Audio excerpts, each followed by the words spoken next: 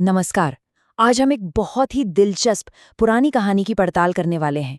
एक ऐसी कहानी जो जीवन के सबसे बड़े सवालों में से एक को छूती है कि आखिर असली दुख होता क्या है।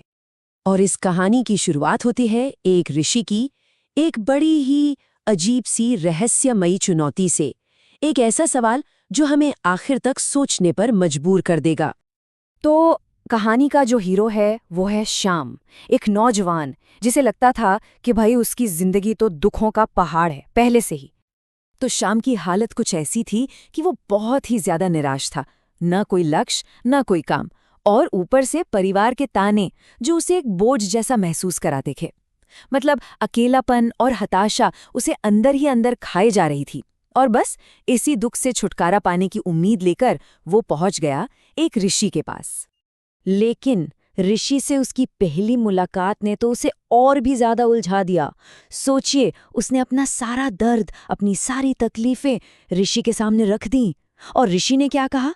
उन्होंने बस ये कहकर टाल दिया कि ये तो असली दुख है ही नहीं। अब श्याम तो हैरान परेशान कि भाई अगर ये दुख नहीं है तो फिर आखिर दुख होता क्या है।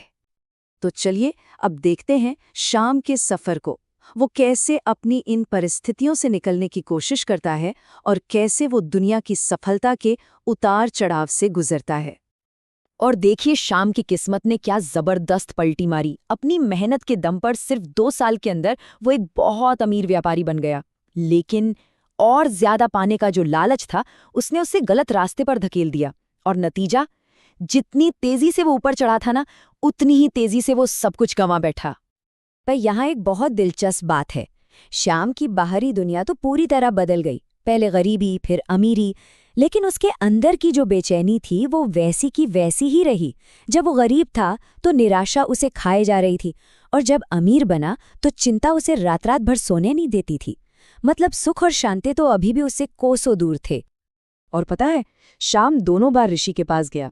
एक बार तब जब वो अपनी सफलता के शिखर पर था और चिंता में डूबा हुआ था, और दूसरी बार तब जब वो पूरी तरह बर्बाद हो चुका था। लेकिन हर बार ऋषि का जवाब एक ही था, ये असली दुख नहीं है। ये बात एक पहेली बनती जा रही थी।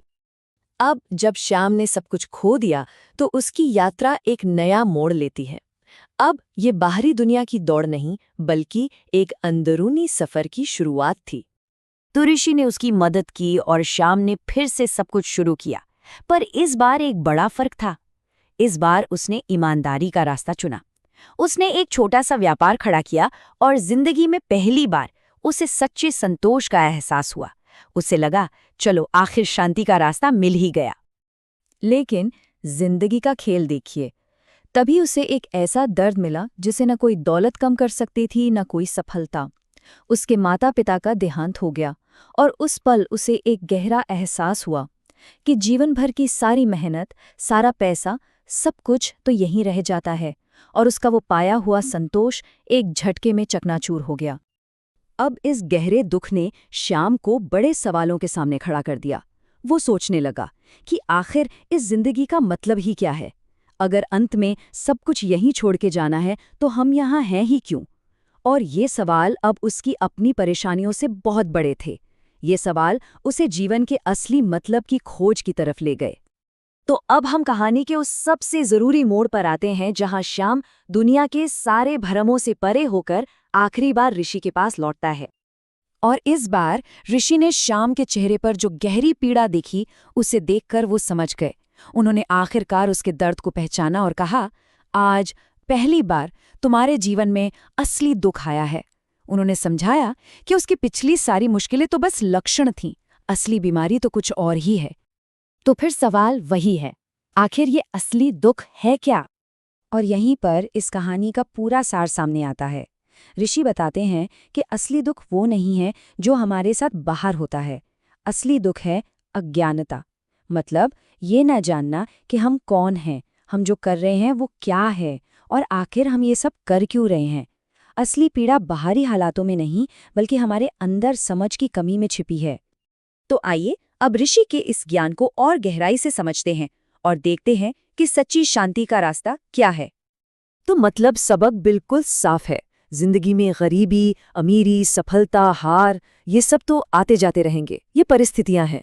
लेकिन जो असली दुख है, यानी खुद को न जानने की पीड़ा, वो तब तक हमारे साथ रहती है जब तक हम उसे अपने अंदर के ज्ञान से दूर ना कर दें। और ऋषि की सलाह बहुत प्रैक्टिकल है। वो कहते हैं कि इस गहरे दुख का समाधान दुनिया को जीतना नहीं बल्कि खुद को जीतना है।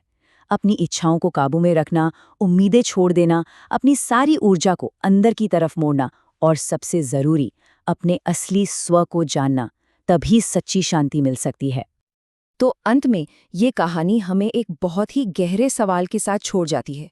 क्या हो अगर जिंदगी की सबसे बड़ी रुकावट कोई बाहरी चुनौती नहीं बल्कि वो अजनबी हो जो हमारे ही अंदर रहता है? शायद असली सफर दुनिया को जीतने का है ही नहीं बल्कि खुद को जानने का है।